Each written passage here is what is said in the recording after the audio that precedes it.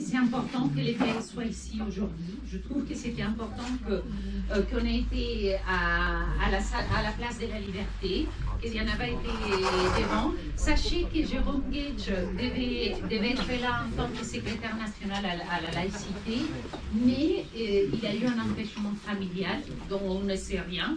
Le fait qu'il n'a pas pu venir. Et Olivier Faure nous avait donné son feu vert pour organiser la réunion, mais il avait dit, sauf s'il y a une manifestation nationale à Paris dans laquelle il y a tous les premiers secrétaires de tous les partis, il faudrait que je sois. Et donc on avait convenu que ça serait comme ça. C'est une évidence.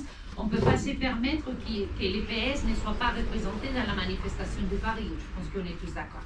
Donc, à défaut d'Olivier Faure et de Jérôme Gage, nous voilà nous. Alors, ce qui a permis à Michel Vitrac de dire on avance alors la formation, elle avait comme une légère envie. Je pense que néanmoins, il y a quelque chose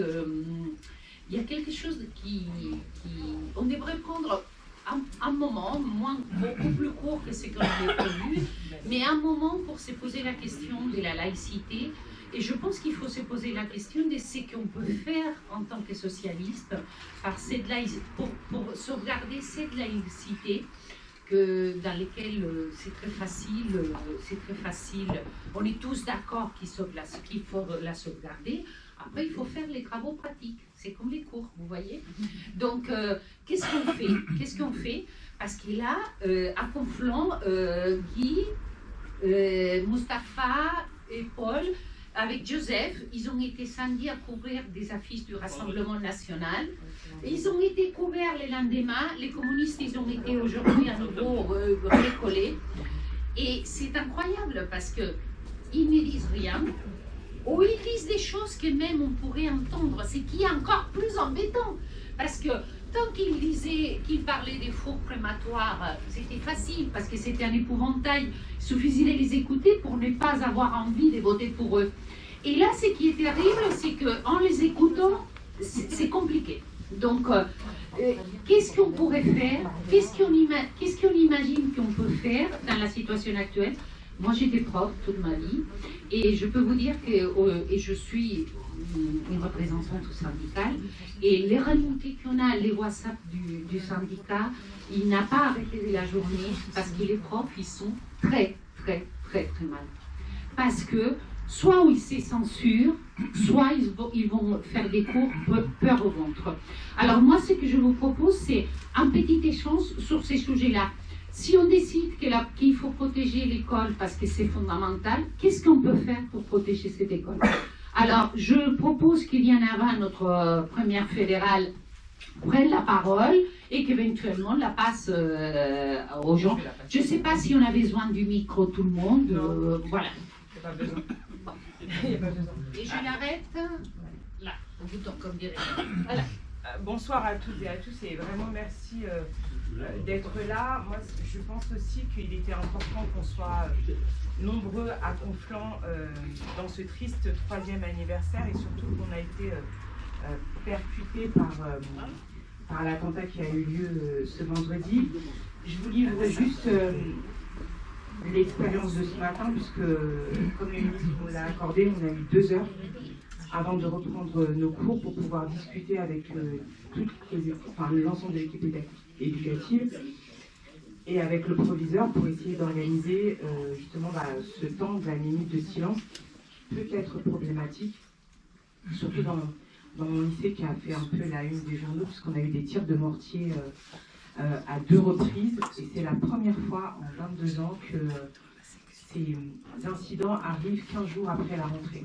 D'habitude, c'est plutôt la dernière semaine avant les vacances qui est toujours un petit peu à risque. Mais là, au bout de 15 jours de rentrée, en fait, on a commencé à avoir des incidents dans l'établissement, des tirs de mortier quand même assez importants, avec des toilettes qui ont été complètement ravagées, des collègues qui ont eu très peur parce qu'il y a des projections.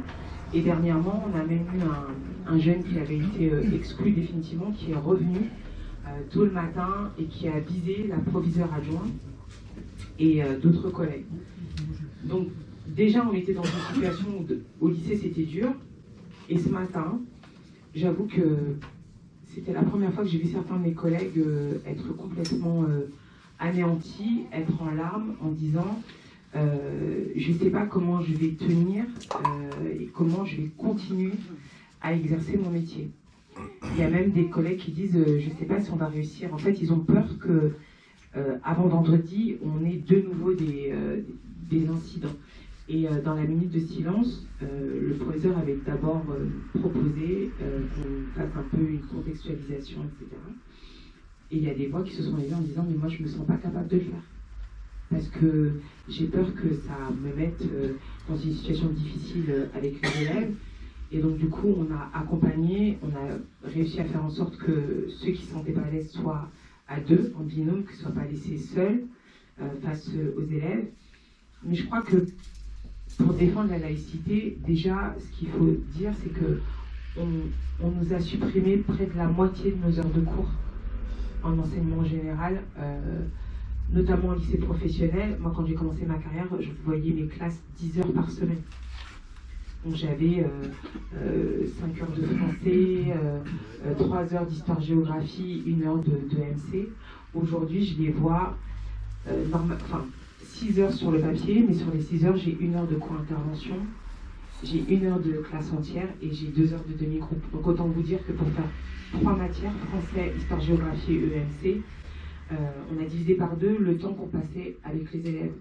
Et puis, on a aussi beaucoup mis de côté tout ce travail qu'on faisait sur la culture générale, leur expliquer un tas de choses.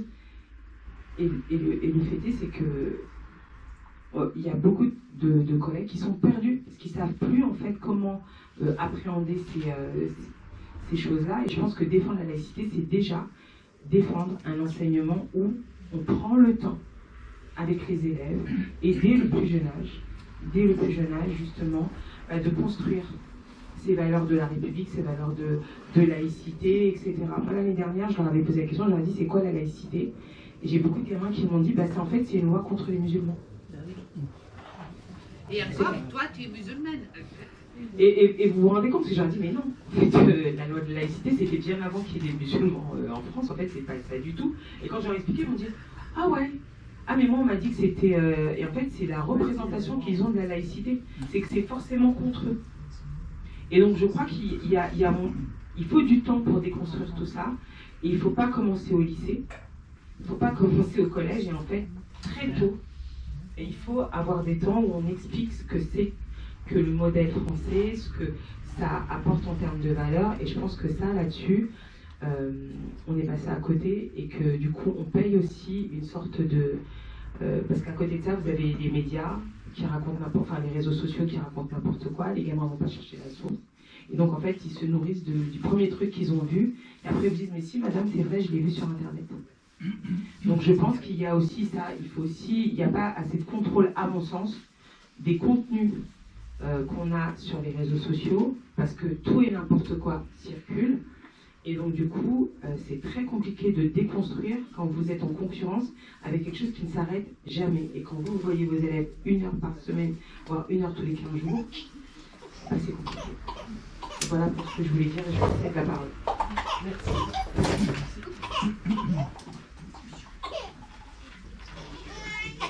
Oui, moi je voulais intervenir justement sur cette règle de laïcité. Quand on était au gouvernement, nous avions imaginé un parcours citoyen qui commençait justement à l'école et qui se terminait à la fin de la scolarité obligatoire. Et qui se prolongeait d'ailleurs par la suite, puisqu'il pouvait y avoir des engagements qui étaient pris en compte dans les études. Aujourd'hui, on a perdu une grande partie en fait de la substance du projet initial. Et c'est vrai que je suis également professeure dans un lycée un petit peu compliqué à Cergy. Et c'est aujourd'hui, les professeurs ont perdu la foi dans leur métier, enfin la capacité de croire que par l'éducation, on peut transformer les choses. En fait, ils ont peur d'enseigner, ils ont peur de prononcer certains mots, ils ont peur de se confronter à des élèves qui sont comme avant provocateur, comme avant perturbateur, mais là, la peur est entrée dans leur métier. Et ce qui fait que si on n'arrive pas à résorber cette peur, à les armer, eux, de mots pour pouvoir répondre, comme ce matin je l'ai fait. Moi, je suis professeur documentaliste, j'ai le temps de le faire. J'ai le temps, en plus, j'ai le bagage pour pouvoir le faire. Et il me semble que ce qu'on avait proposé à l'époque, c'est-à-dire une véritable formation des enseignants à ce que c'est que la laïcité, pour pouvoir répondre du tac au tac, sans réfléchir, que ce soit naturel, et pour pouvoir délier en fait tous ces étincelles qui vont provoquer des crises obligatoirement. Et on va avoir... Moi, une fois ça fait plus de 25 ans que je suis prof, une fois, j'ai eu envie de démissionner. C'était quand Sarko était président. Et c'était l'enfer, les profs pleuraient dans les salles, on avait fait, j'étais à Chanteloup-les-Vignes, et c'était extrêmement compliqué. Donc, aujourd'hui, qu'est-ce que nous, on peut faire? Quel projet on peut imaginer pour pouvoir changer les choses? La laïcité, c'est extrêmement important parce que c'est la réponse absolue pour que tout le monde puisse bien vivre ensemble. Et c'est quand on arrive à expliquer ça aux enfants, ils comprennent. Mais le problème, c'est qu'il faut avoir la matière pour pouvoir l'expliquer sans réfléchir. Que ce soit une réponse naturelle.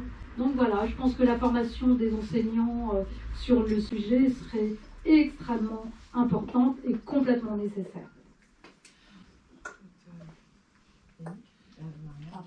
Moi, je dirais même la formation des étudiants tout court, des enseignants tout court. Moi, c'était la dernière promo qui avions droit à se préparer pendant un an et ne travailler que 6 heures par semaine. Depuis, c'est fini. Les profs, ils sont jetés à faire les profs sans aucune formation, avec des emplois du temps incroyables. Donc, je pense que, et je ne sais pas pour les coups, Yannick, si au niveau du groupe parlementaire du PS, je pense qu'il faudrait revenir systématiquement sur cette réinstauration des UFM qui avaient des défauts, mais qui fonctionnent. Moi, j'ai appris à être prof à l'UFM. Donc, moi, je dirais que peut-être il faudrait remonter ça, demander au groupe socialiste de systématiquement proposer créer un moyen de former tout court les profs, parce que c'est pas qu'à la laïcité qu'il faut les former, il faut les former tout court parce qu'ils n'arrivent pas à gérer des classes. Les classes sont chaque fois plus difficiles. Donc, et ça, je pense qu'on pourrait les porter comme partie, et je pense que ça ne serait pas la solution à ce qui est arrivé, mais peut-être.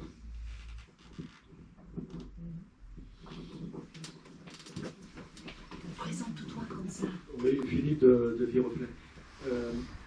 Moi, ce qui me paraît important, c'est de rappeler la finalité du système scolaire. La finalité du système scolaire, ce n'est pas que de former des producteurs, des futurs producteurs, c'est de former aussi des hommes, des citoyens et effectivement des travailleurs. Mais on ne peut pas faire l'économie des trois, quoi. L'homme, ça peut être l'éducation sexuelle, ça peut être le citoyen, on le voit, c'est tout ce qui concerne l'éducation civique, l'histoire, la géographie. On a voulu à un moment même supprimer l'histoire, il y avait tout un débat. Enfin, c'est hallucinant, tout ça pour être efficace, ça coûte pas cher d'être efficace. Et moi je crois que cette triple finalité de l'école, il faut vraiment la réaffirmer. Et je me pose même, j'en ai souvent discuté avec Claire, on a supprimé le service militaire, donc on a gagné une année, hein, mais au profit de qui? Et je me disais, il y a de plus en plus de choses à savoir quand on est jeune pour entrer dans la vie. Est-ce qu'il ne faudrait pas rallonger les études d'une année? Alors je ne sais pas quel cycle il faut rallonger, mais si vraiment, parce que c'était ça le débat quand on voulait supprimer l'histoire, c'est-à-dire on disait on ne peut pas tout traiter, il y a des matières en supplémentaire. C'est vrai qu'il y a tout ce qui tourne autour de l'informatique, et ça sera de plus en plus vrai demain. Et donc il y a des matières nouvelles à savoir, la science ne fait qu'augmenter, donc il y a des messages à transmettre. Peut-être qu'il faut Le service militaire, eh ben, oui, on l'a gagné une année, ben, on le met dans l'éducation, on n'est pas dans la production. Voilà, c'est ce que je voulais dire.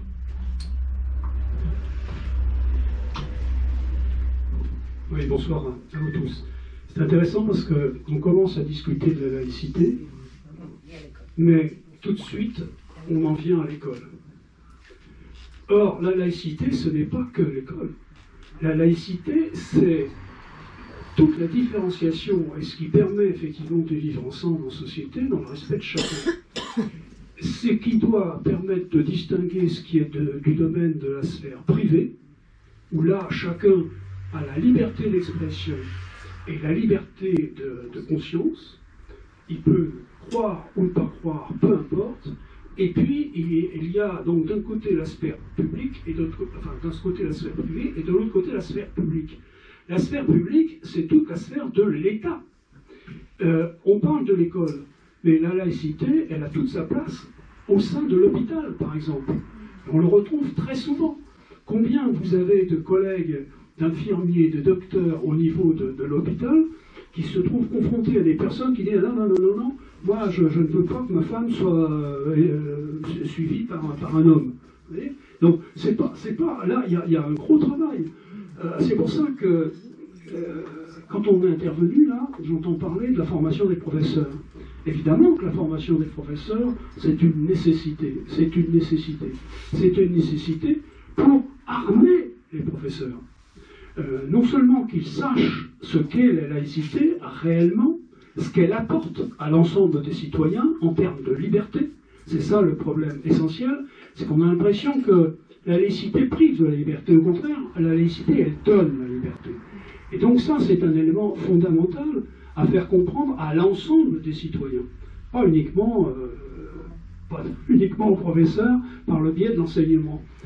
Et quand je dis qu'il faut les armer, c'est-à-dire que d'une part, il faut leur dire, enfin, bien comprendre ce que c'est que la laïcité, mais il faut aussi leur donner les outils pour répondre en classe à cela. Et ça, c'est très compliqué.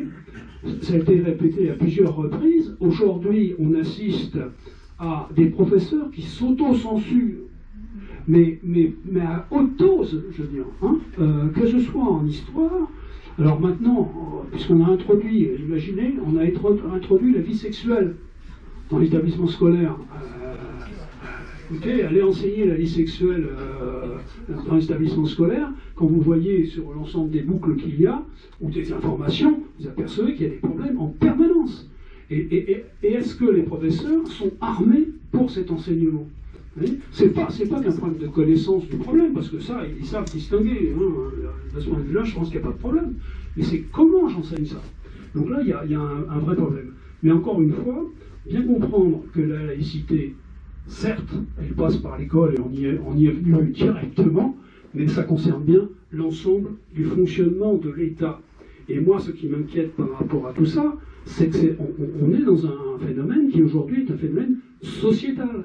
Comment l'État aujourd'hui peut intervenir pour relancer ces valeurs de la République qui sont aussi, il faut quand même le voir, qui sont mises à mal par, excusez-moi de le dire, mais par le gouvernement. Hein?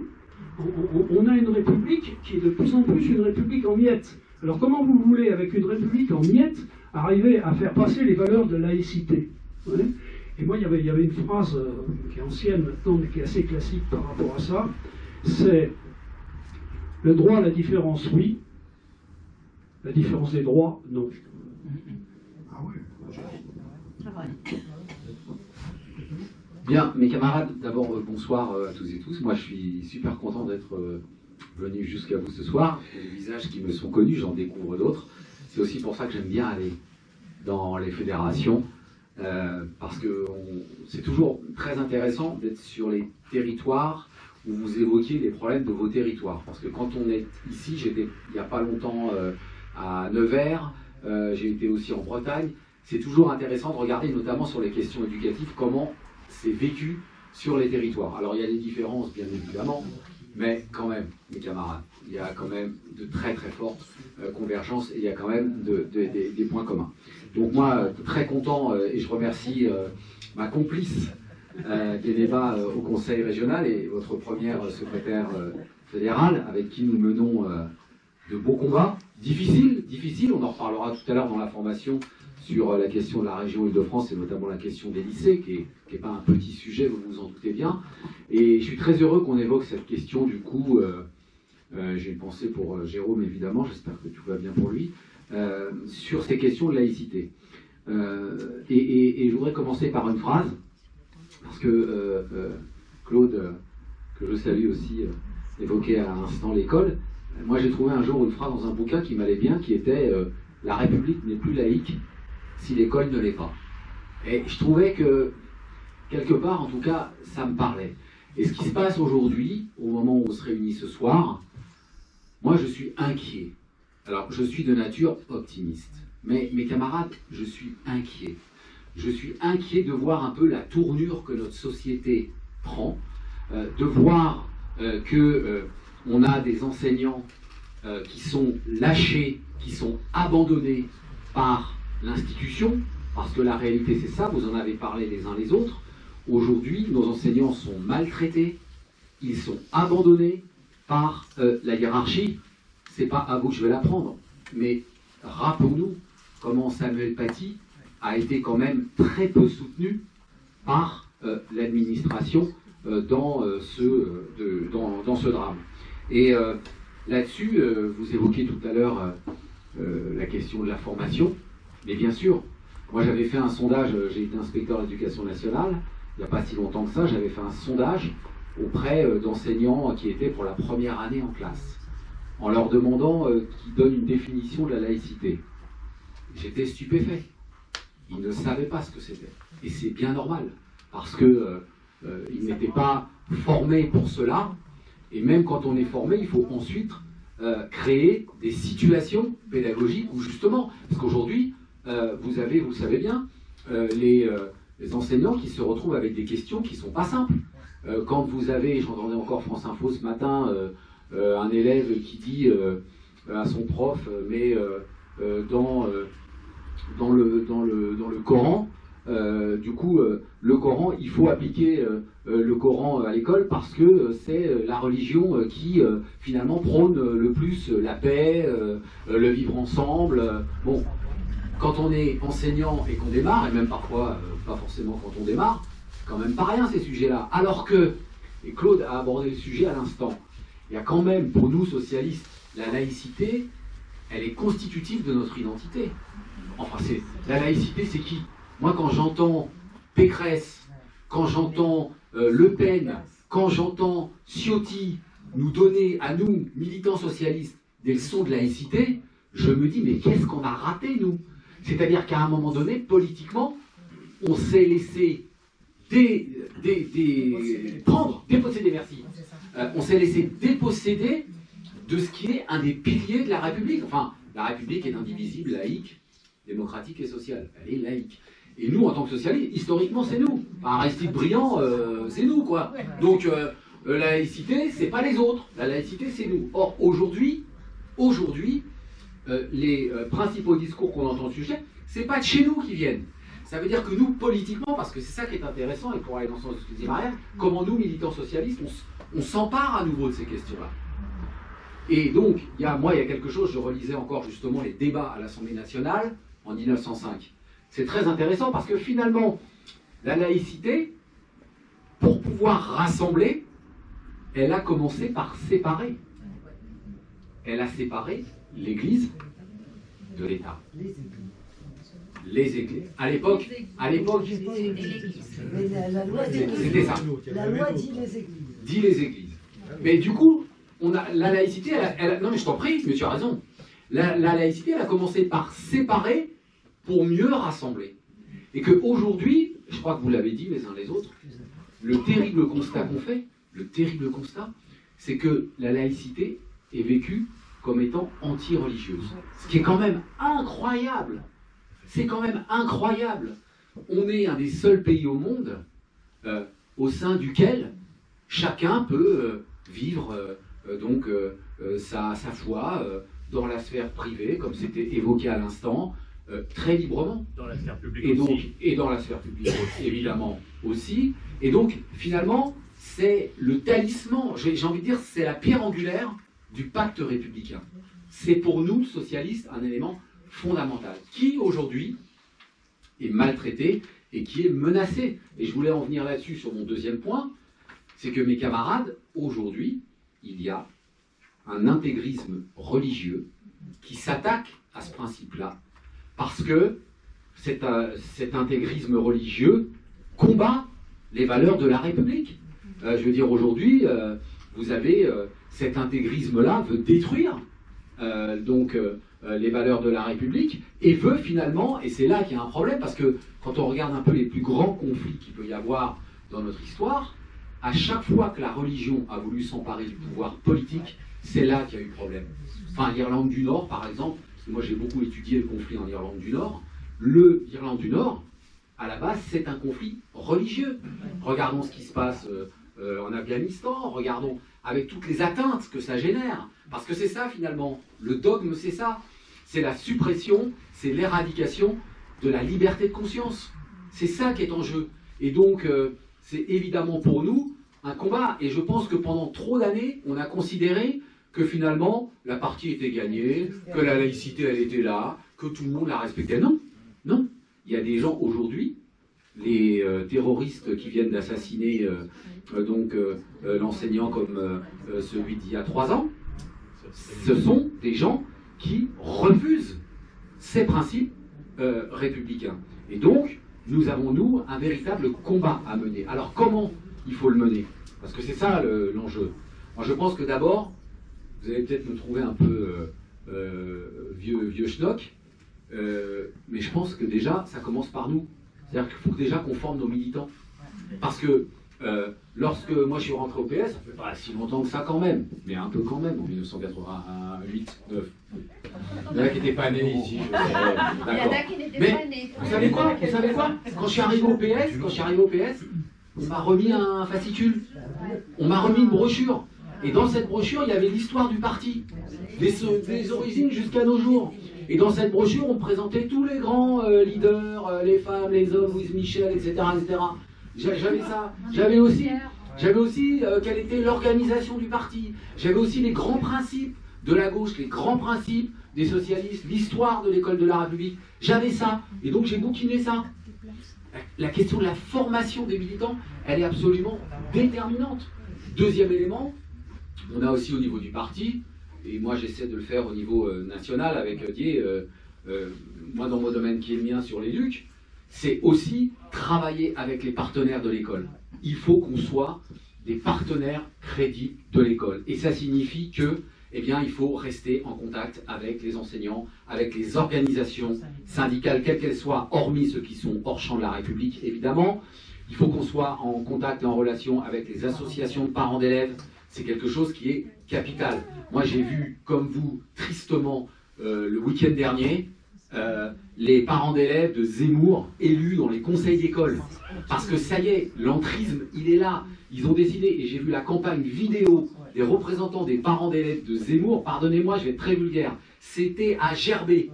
C'était à gerber. Et donc là, aujourd'hui, eux, ils ont décidé de s'attaquer à ça. Et donc, en face de ça, ben, il faut qu'il y ait la République.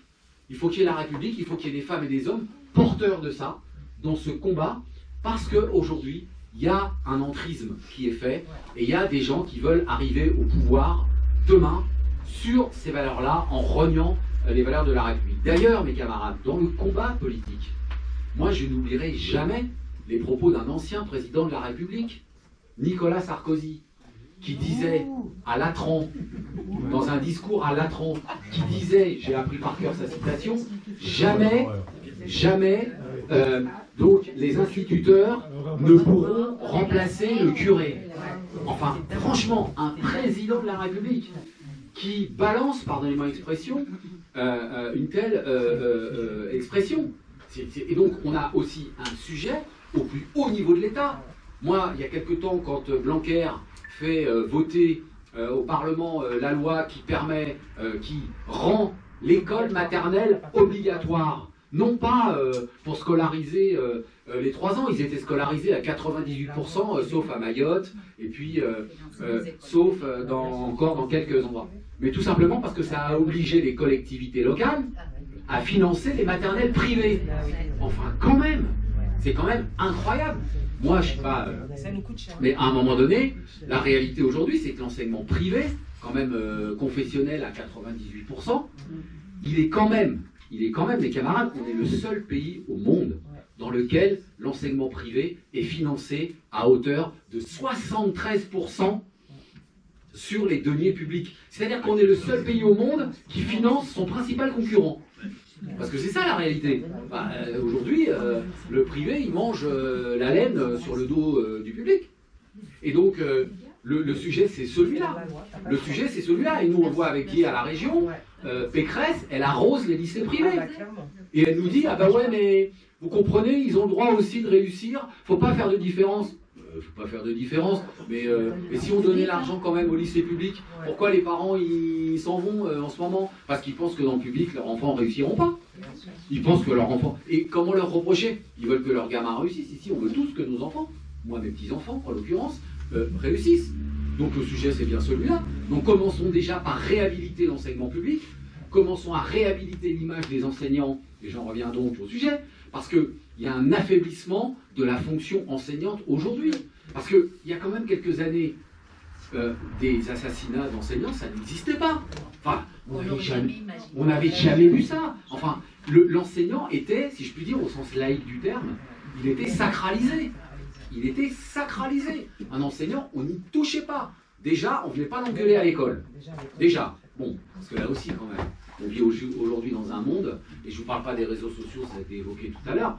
Bon, voilà. Donc, non, mais même juste les parents, ils ont fondu la 8e merveille du monde. À chaque fois qu'ils te convoquent, ils te disent mais qu'est-ce que vous lui avez fait? Et pourquoi vous avez fait ça? C'est toi qui on remet en cause avant de remettre en cause le gamin.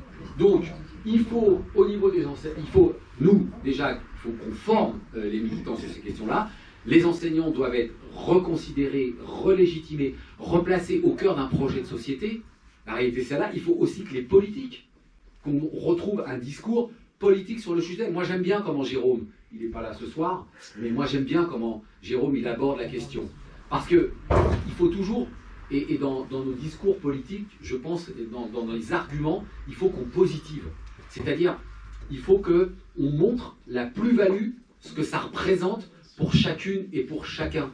Chacun, aujourd'hui, peut vivre en paix sur le territoire de la République. Et moi, mes camarades, j'ai des amis musulmans, juifs, protestants, etc. Mais 99,99 vivent sur le territoire de la République en respectant les lois de la République. D'ailleurs, la République, elle n'a pas toujours à l'inverse. Elle n'a pas toujours à l'inverse fait ce qu'il fallait pour que justement chacune et chacun puisse pratiquer sa religion dans de bonnes conditions. Parce que quand même, on a, il faut le dire, on a une partie de femmes et d'hommes qui pratiquent leur religion dans les caves parce qu'il n'y a pas d'endroit qui leur permette de pratiquer leur religion. À un moment donné, il faut qu'on se le dise aussi, quelque part. Donc, bon voilà. Donc je pense que c'est un vrai combat qui est devant nous. Je pense qu'il y a un vrai risque.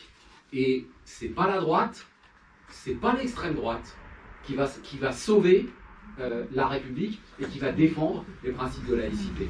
Et j'ai même envie de vous dire, je ne veux pas rentrer dans cette discussion ce soir, mais c'est pas non plus une certaine partie de la gauche. C'est pas non plus une certaine partie de la gauche. Parce qu'il faut aussi qu'on fasse attention. Déjà, moi, je pense qu'il ne faut pas mettre d'adjectif à la laïcité. Il n'y a pas de laïcité ouverte, fermée. Parce que pendant un temps, c'était la mode, ça. Une laïcité large, ouverte. Mais je ne sais pas ce que ça veut dire. Moi, je connais la laïcité, point à la ligne. Et donc ça, c'est dans la Constitution et c'est notre identité. Et donc, il faut qu'on ait ce discours-là. Il faut aussi qu'on arrive, je pense, quelque part à traiter de ces questions-là. Oui, je disais, la gauche est celle vraiment qui est en capacité de défendre ce principe et de le défendre positivement, de promouvoir plutôt que défendre. Je pense que c'est là-dedans aussi qu'il faut qu'on soit. Il faut promouvoir ce principe de laïcité qui pour nous, et je m'arrête là, ça va être long, mais qui pour nous est vraiment le talisman de la République. Et aujourd'hui, je pense encore à ces enseignants, j'en rencontrais encore un hier dimanche dans ma famille. Franchement, il avait peur de retourner dans son établissement. Après tout ce qui s'était passé, il avait peur. Et il me disait tonton, parce que il me dit tonton, comment je vais faire lundi s'il me pose des questions. Donc je pense qu'il faut qu'on mesure aussi et qu'on ait beaucoup d'empathie aussi et de bienveillance à l'endroit de nos enseignants, parce que dans un courrier que l'on est en train d'écrire avec Olivier pour les enseignants, en fait, je pense qu'aujourd'hui, être enseignant, c'est être extrêmement courageux. Je pense que nos enseignants sont des femmes et des hommes courageux, parce qu'ils sont au front tous les jours, en classe, encore aujourd'hui, après ce qui vient d'être vécu, ils sont là tous les jours pour finalement, et Philippe évoquait tout à l'heure l'objectif de l'école, parce qu'on en revient là, c'est aussi ça. C'est quelles sont les missions aujourd'hui de l'école, quel est le rôle de l'école de la République. C'est transmettre des connaissances, bien évidemment, mais tu l'as dit, c'est pas que. C'est aussi préparer. J'ai toujours dit quand j'étais inspecteur, l'école, c'est pas un endroit démocratique. C'est pas un endroit démocratique. C'est le lieu d'apprentissage de la démocratie. C'est-à-dire que c'est pas exactement la même chose. Et donc, le rôle de l'école, c'est aussi de préparer les citoyens en devenir, et c'est de faire des femmes et des hommes qui soient finalement bien dans leur peau, mais qui aussi, en termes d'esprit critique, qui soient en capacité d'argumenter, de critiquer, de raisonner, de se forger en toute autonomie intellectuelle leur propre jugement, tout ça dans la liberté de conscience. Et sur ce sujet-là, et je m'arrête, il y a des inégalités très fortes entre les enfants, très très fortes, dès le plus jeune âge. Et Dié, elle avait raison tout à l'heure, c'est pas au lycée, c'est pas au collège qu'il faut commencer, c'est dès l'école maternelle.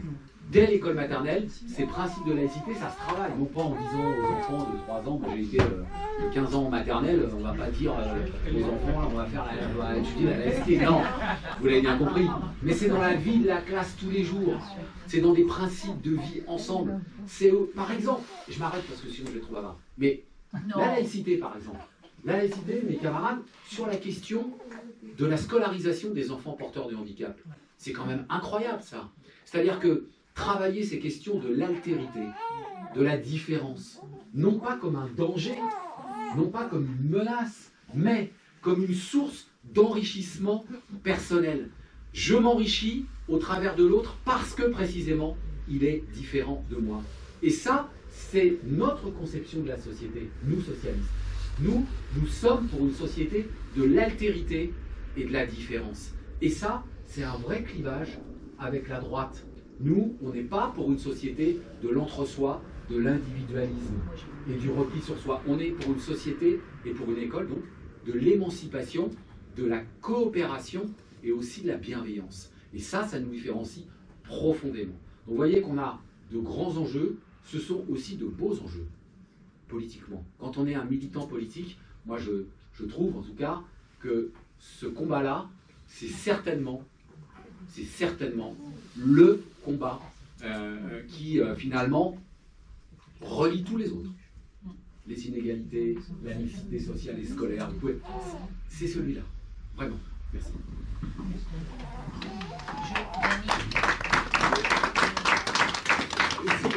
Je pense que Yannick a dit tout.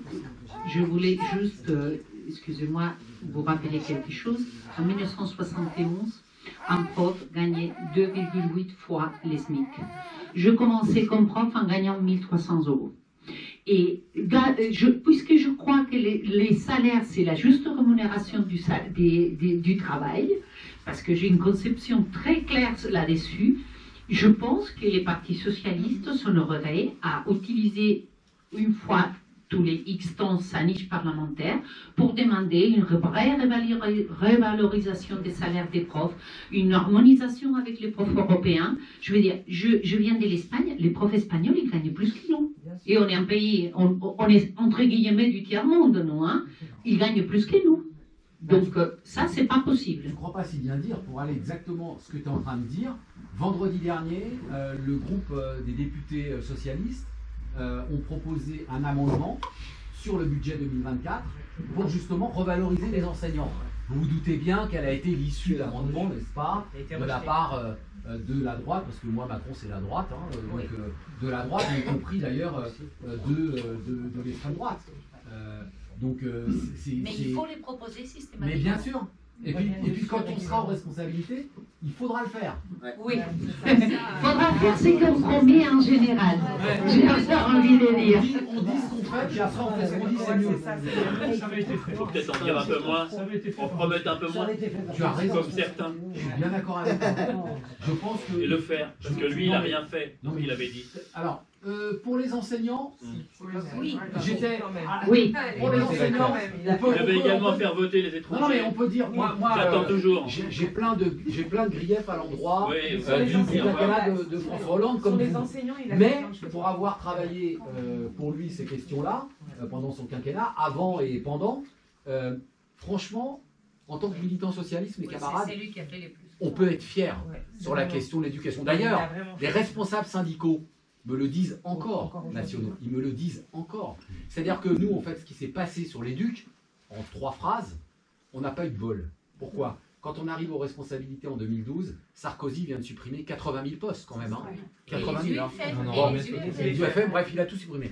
Et François nous réunit et nous dit, quand il est élu, il nous réunit et il nous dit, qu'est-ce que je fais au niveau de l'éduc ? Et là, financièrement, il y avait 2 possibilités.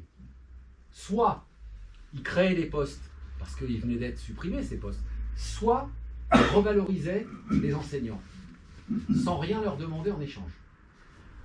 Il choisit les 60 000 postes, parce que il y avait 80 000 postes. Moi, dans mon département de Seine-Saint-Denis, sous Sarkozy, la scolarisation des enfants de moins de 3 ans, elle est passée de 13% à 0. 0, parce qu'il avait supprimé tous les postes pour les tout petits en maternelle. Donc il choisit les 60 000 postes. Mais patatras, pas de bol, que se passe-t-il ? Contrairement à ce gouvernement en ce moment, nous, hausse de la démographie scolaire. 2012, hausse de la démographie scolaire. Et donc, les 60 000 postes, ils sont avalés par la démographie scolaire. Et donc, les copains enseignants me disaient, Yannick, il y a toujours autant d'élèves dans ma classe. Ben ouais, il y a toujours autant d'élèves, parce que comme il y a plus d'élèves, ben, il faut bien mettre des enseignants. Eux, là, en ce moment-là, ils ont la chance, jusqu'en 2027, il va y avoir 350 000 élèves de moins. C'est-à-dire qu'ils pourraient profiter de la baisse démographique dès maintenant pour ne pas supprimer de postes et améliorer le taux d'encadrement. Ils viennent de faire le contraire. Ils suppriment encore 2000 postes sur le budget 2024. Et donc, François qui fait ça, on voit rien. Et en face, la revalorisation, il n'y a plus d'argent. Et comme en plus, on fait une vraie loi de gauche, qui est la réforme des rythmes scolaires. Mais on n'a pas l'argent pour dire aux enseignants, comme vous allez venir une 5e matinée par semaine, on va vous dédommager un peu financièrement, et on n'a pas l'argent. Et donc, on fait cette réforme qui, en termes de lutte contre les inégalités, quand on est de gauche, franchement, il n'y a pas eu mieux, sauf que, on dit aux enseignants, bah, vous allez venir 5 matinées par semaine, et gratos. Et donc là, on se plante. Donc le sujet, c'est celui-là. Mais franchement, sur l'éduc, François, qui d'ailleurs n'était pas un spécialiste des questions d'éduc, mais qui a laissé très justement Vincent Payon, qui était un formidable ministre de l'Éducation nationale, Najat, pareil. Bon, je ne parle pas de Benoît parce qu'il n'est pas resté là longtemps, mais Vincent et Najat, Joker. Mais Vincent et Najat, franchement, donc franchement, sur l'éduc, on a été bon. Et on a fait une autre réforme.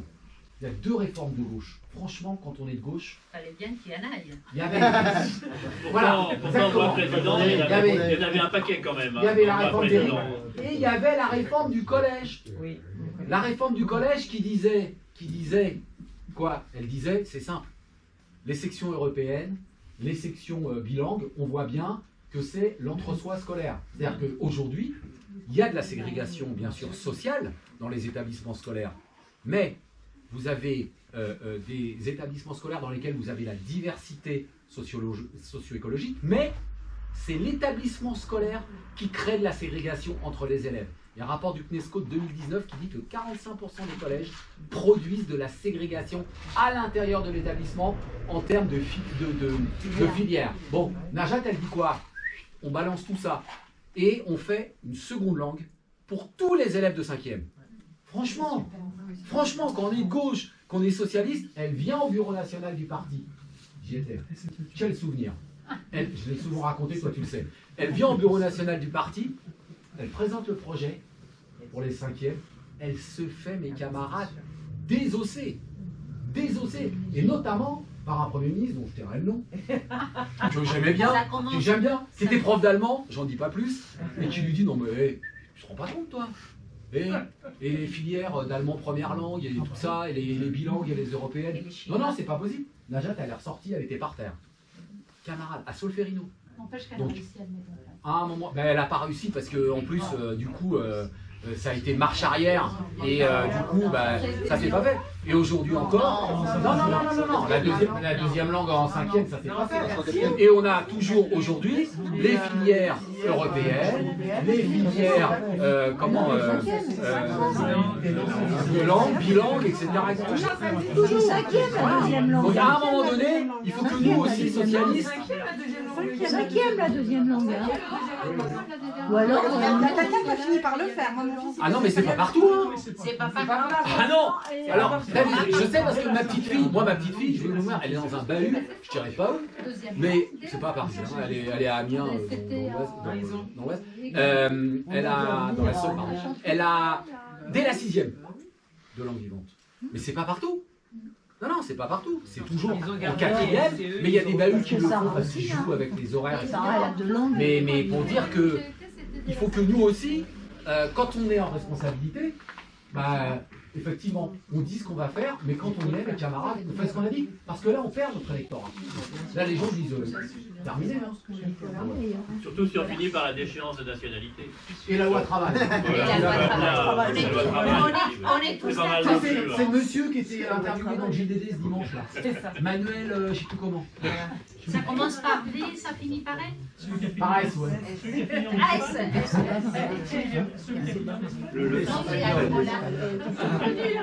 Alors, je vais Nicolas Bénévic de Maison Lafitte. Ma question, c'est plus une intervention en soi. Je repars de l'éducation, on en parlera du coup après. Pour revenir sur la question de laïcité, parce que c'est vrai que autant les grands principes, on les connaît tous, on est d'accord généralement. Mais c'est vrai que la question de l'appliquer est plus compliquée derrière. Enfin, moi, je veux bien quand on parle de l'enseignement privé. On est un certain nombre d'élus, ce genre dans la salle. On a parfois des enseignants, même de personnes impliquées dans la vie locale, souvent quand on est parti. On voit bien les enseignements privés dans nos communes. Mais la question, c'est maintenant qu'on a dit on le finance trop, on en fait quoi? Maintenant qu'on a dit ça, on dit tout simplement on va arrêter de financer l'enseignement privé. Moi, je suis pour, il n'y a pas de souci, mais on rouvre un sacré débat aussi. Est-ce qu'on parle juste de réduction? Au final, on rouvre exactement le même débat, mais on fait juste une réduction. Enfin, la question, c'est concrètement, qu'est-ce qu'on en fait derrière? Et c'est vrai qu'on ne peut pas parler de laïcité à, on va dire, à degré variable, de laïcité ouverte, fermée, ce genre de choses. Néanmoins, enfin, quand on regarde les gros trucs qu'on aime bien citer pour la laïcité, ce genre de choses, notamment Creil, j'ai envie de dire Creil, moi, j'étais pas né. Quand il y a eu justement les incidents à ce moment-là, voilà. Qui est 89, en effet. J'étais même pas en France. Oui, non mais voilà, et il y a des choses, et depuis, qu'est-ce qu'on en fait? En fait, on a une notion aussi de laïcité, et qui du coup est incomprise par une partie de la jeunesse, qui est attachée un peu comme une moule à son rocher sur certaines choses, où au final, il y a certains jeunes qui le disent, on a une sorte de laïcité d'attaque. Et d'attaque qui est extrêmement ciblée, parce qu'aujourd'hui, les dernières choses dont on a parlé, c'est quoi? On a parlé du voile, on a parlé de la burqa, on a parlé du burkini, du niqab, on a parlé de la baya récemment. Enfin, j'ai envie de dire, est-ce que, encore une fois, si on parle des notions de laïcité, si on demande à nos camarades socialistes d'Alsace-Moselle et qu'on leur parle du concordat, est-ce qu'on aura exactement la même position en Alsace-Moselle et, par exemple, ici, sur la notion du concordat? Alors que, honnêtement, le droit de la religion en Alsace-Moselle et dans les Outre-mer, il n'est pas exactement pareil que dans le reste de la France. Donc là, tout de suite, on n'a pas tout à fait une république unique, unitaire et laïque. Non plus. Donc il y a quand même 2-3 choses, et en plus, le concordat n'inclut pas une certaine religion, aussi, quand on regarde. C'est aussi un concordat d'exclusion. vis-à-vis d'une certaine religion aujourd'hui. Donc il y a quand même des choses sur lesquelles il va falloir qu'on fasse des réelles propositions et pas seulement des principes. Moi je veux bien qu'on parle que la laïcité, et j'aime beaucoup Olivier, mais j'aime bien quand on dit que la laïcité c'est l'ADN du Parti Socialiste. Donc moi je préfère dire que notre devise républicaine c'est l'ADN du Parti Socialiste et que la laïcité elle découle de là, parce qu'on a envie de la fraternité, parce qu'on a envie de l'égalité, parce qu'on a envie de la liberté, c'est pour ça qu'on est fondamentalement laïque. Mais il va falloir en effet qu'on se l'applique. Il va falloir qu'on fasse des réelles propositions et pas qu'on reste fondamentalement accroché à une vision qui commence à devenir légèrement datée sur un certain nombre de sujets et qu'on n'arrive pas à appliquer pour tous. Par exemple, lors des débats pour le mariage pour tous en 2012, là j'étais un peu plus vieux, enfin 2012-2013, quand on a vu les manifestations, eh ben, on a beaucoup parlé fraternité, on a beaucoup parlé égalité, mais on a un peu moins parlé de laïcité vis-à-vis de ceux qui faisaient des prières de rue devant l'Assemblée, devant les veilleurs, ce genre de choses. Donc encore une fois, je suis totalement pour les notions de laïcité, sauf que pour convaincre notre jeunesse notamment que la laïcité c'est essentiel en France, eh ben, il va en effet falloir se l'appliquer et se l'appliquer concrètement. Voilà. Peut-être sur l'histoire du privé, c'est intéressant ce que tu disais. Moi je pense que, je dis souvent aux copains, dans les débats, je pense que la question... Je me mets debout, j'aime bien, parce que je vois tout le monde. Je regarde les visages, j'aime bien. Et la question du privé et du public. Moi je pense que le jour où chaque famille, chaque parent sera persuadé qu'en bas de chez lui ou de chez elle, dans son quartier, son enfant trouvera au sein de l'école de la République tout ce dont il a besoin pour réussir son parcours, eh bien, je pense que la question publique-privée se posera différemment. Parce qu'aujourd'hui, que se passe-t-il? Moi, je vais vous dire un truc. J'ai des copains à moi, ils sont de confession musulmane. Et ils mettent leurs enfants chez les cathos dans l'école privée. Donc on n'est pas là sur une question confessionnelle. On est simplement, si je puis dire, sur l'idée que les parents se disent que dans l'école publique, parce que moi, par exemple, dans des départements comme la Seine-Saint-Denis, entre le CP et la classe de terminale, c'est la FCPE qui a fait cette étude, un enfant, il va perdre l'équivalent d'une année scolaire, mes camarades, parce qu'il n'y a pas de remplaçant. Donc, les parents qui voient ça, ben, moi j'ai été 26 ans directeur d'école, j'ai jamais rencontré de parents qui ne voulaient pas que leur enfant ne réussisse pas. Enfin, bon, ça n'existe pas, quoi. Quand les parents, on veut que son enfant y réussisse. Sauf que aujourd'hui, il y a des parents qui pensent, et souvent à juste titre, que dans l'école publique en bas de chez lui ou de chez elle, leur enfant n'y arrivera pas. Et donc, les parents, ils vont se saigner, parce que souvent, c'est pas des gens qui ont de la thune, vous voyez, c'est pas pour mettre à Janson de Sailly ou je ne sais où, mais c'est de mettre dans l'école privée, parce que les parents pensent que là, il y aura des remplaçants, qu'il y aura moins d'élèves, ce qui est faux, parce que les effectifs dans le privé sont souvent beaucoup plus importants que dans le public. Mais tout ça pour répondre à ta question, et tu as raison, il faut qu'on réhabilite l'école de la République. Et donc le jour où chacun sera tranquillisé, rassuré, en se disant « ouais, là, je sais que mon enfant, il y a tout. Il y a les remplaçants, il y a tout ce qu'il faut, il y a de la pédagogie, il y a des enseignants formés. » Eh bien, la question du public et du privé, elle se posera différemment. Par contre, ce qu'il faut qu'on réaffirme, c'est qu'on ne peut pas revendiquer les mêmes droits, je parle pour l'enseignement privé, on ne peut pas revendiquer les mêmes droits si on n'a pas les mêmes devoirs. Ça, c'est pas possible. C'est pas possible. Moi, quand j'étais directeur d'école, j'avais des gamins de CM2 qui partaient dans le privé parce que les parents pensaient que dans l'école publique, machin, que leur enfant il était très dissipé et qu'il embêtait tout le monde parce que c'était l'école, machin, ils les mettaient dans le privé. Et puis 15 jours après, ils s'étaient fait virer. Ils les prenaient chez moi. Mais moi, je les prenais. Le public, nous, on accueille, on scolarise. Bon, donc, ce que je veux dire aussi, c'est que pour pouvoir revendiquer les mêmes droits, il faut avoir les mêmes devoirs. Et là, aujourd'hui, enfin, mes camarades, les IPS dans les collèges, vous avez vu un peu quand même. Et la fracture, elle va en s'aggravant, parce que le privé scolarise de plus en plus de familles favorisées et de moins en moins de familles défavorisées. Donc, sur le public, je donne un seul exemple, sur la réhabilitation. Prenons l'éducation prioritaire. L'État finance par enfant en éducation prioritaire pour l'accompagnement aux devoirs, machin, toute l'année là, 18,90 € par élève. Le même l'État, pour un étudiant en classe préparatoire, qui tous les samedis matins fait ce qu'on appelle des cols, des examens, 45 fois plus. 45 fois plus. Donc à un moment donné, il faut que aussi la puissance publique, et ça fait partie, et je rejoins ce que tu disais tout à l'heure Maria sur la revalorisation, mais il faut aussi revaloriser du coup l'école publique. Ça passe par les enseignants, mais ça passe aussi par le financement des endroits où il y a de la difficulté scolaire. Et ça se finance parce que sinon, mes camarades, on va avoir des ghettos de riches et des ghettos de pauvres. Et c'est ce qui est en train de se passer. C'est ce qui est en train de se passer. Vous avez des endroits où il y a peu de mixité sociale. Et donc peu de mixité scolaire. Et vous avez des familles qui sont assignées à résidence. C'est-à-dire que dans certaines écoles, les seuls qui sont là sont ceux qui ne peuvent pas partir. Une année, j'étais inspecteur. Je suis allé faire un audit à Pantin, en Seine-Saint-Denis, dans un collège. Les personnes qui étaient les plus anciennes dans le collège, ce n'étaient pas les profs, c'était les élèves qui étaient en troisième. Parce que chaque année, il y avait 82% de turnover de l'équipe pédagogique. Tous les ans. Donc, dès qu'ils peuvent se tirer, ils se tirent.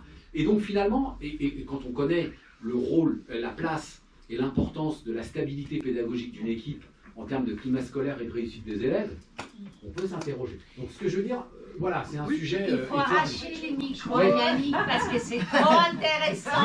Je le prends plus. C'est trop intéressant. Moi, je suis quand même très interpellée par ce qui se dit là. Hein. Moi, je suis née il y a longtemps. Hein. Et j'ai vécu les grandes manifs, la grande manif à l'époque où Mitterrand était président, école privée, école publique, financement, et Mitterrand, il a calé. Et la gauche a calé. Et on a tous calé. Et depuis, on a eu un autre président, il n'a pas été capable de revenir là-dessus. On s'est embourbé dans la réforme des rythmes scolaires parce qu'effectivement, en plus des enseignants qui n'ont pas tous suivi, c'est surtout les collectivités territoriales qui n'ont pas suivi, qui n'ont pas mis en place. Donc on a été, je suis désolée, mais on a été très mauvais, mes camarades.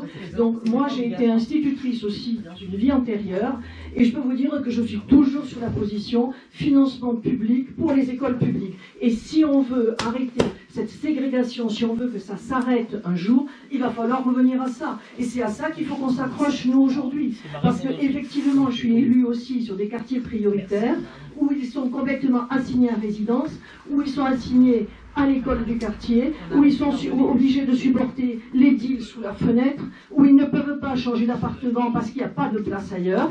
Et donc, à un moment, franchement, moi, je crois qu'on se raconte de belles histoires, mais on ne joue pas notre rôle. Moi, j'ai fait 2 mandats d'élu d'opposition, je termine mon 2e mandat, je m'arrête, hein, mais je voudrais bien qu'il y en ait qui reprennent le flambeau, franchement, et qu'on arrête de se raconter des histoires entre nous, qu'on fasse le boulot sur le terrain, qu'on se dise... À un moment, on s'engage. Moi, à un moment, j'ai abandonné mon métier d'instit, j'ai dit, je m'engage en politique, je pars pour 15 ans. Je pars pour 15 ans. Si je peux avoir un mandat majoritaire, je serai content parce que je pourrai faire des choses. J'ai eu ce mandat majoritaire, ça a été un mandat de conseillère régional, j'ai pu mettre des choses en place. Et puis, je n'ai pas été reconduite parce que on coupe les têtes aussi, hein, chez nous, c'est pas toujours facile, hein, je vous le dis. Et j'ai mené quand même 3 mandats dans l'opposition, dans des villes très à droite. Hein. Une au Ménil-le-Roi, où le niveau de vie est très élevé, et 2 à Sartrouville, où c'est quand même différent. Et donc je vous dis, il faut quand même faire attention à ce qu'on raconte, hein, parce qu'on ne peut pas non plus se faire plaisir avec uniquement des belles paroles. Bravo. Merci. Parce que Michel nous a dit qu'il fallait être à l'heure. Je pense par contre, Yannick, que tu es obligé d'organiser quelque chose en tant que secrétaire national à l'éducation, parce qu'on aurait pu passer 6 heures à parler de ça. Et moi, je te propose qu'on essaye de faire quelque chose là-dessus. Grand plaisir. Donc,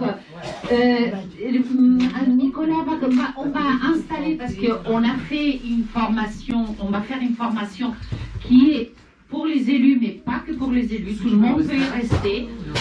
Vous avez déjà compris que Yannick, il est très intéressant. Claude et Diana Bossini. C'est lui qui va faire la formation. Donc, je pense que ça vaut vraiment la peine. L'unique chose que nous devons faire, c'est changer la configuration parce qu'il a besoin d'un rétroprojecteur. Franchement, mon ami. Et en tout cas, pour ceux qui partent, je voulais vous remercier.